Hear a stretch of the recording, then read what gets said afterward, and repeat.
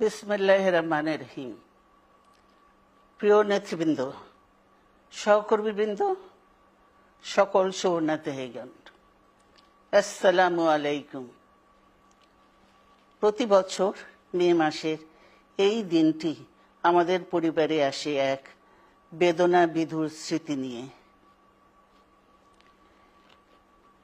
এই দিনে শুধু আমাদের পরিবার নয়, বরং সমগ্র দেশই হয়ে উঠে পড়েছিল বেদনার্ত ও অভিভাবকহীন।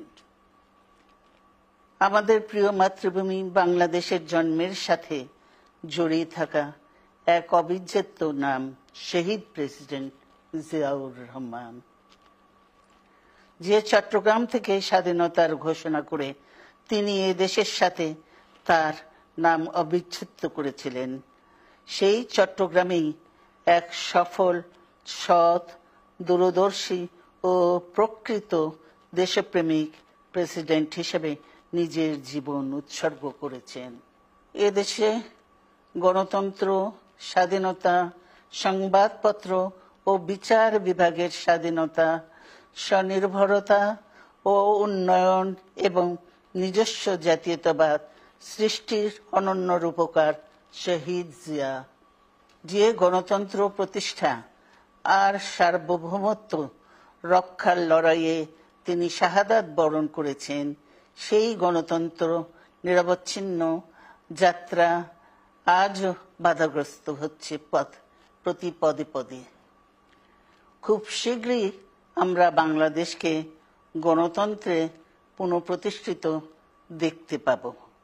এই হোক শহীদ জিয়ার শাহাদাত বার্ষিকীতে আমাদের অঙ্গীকার।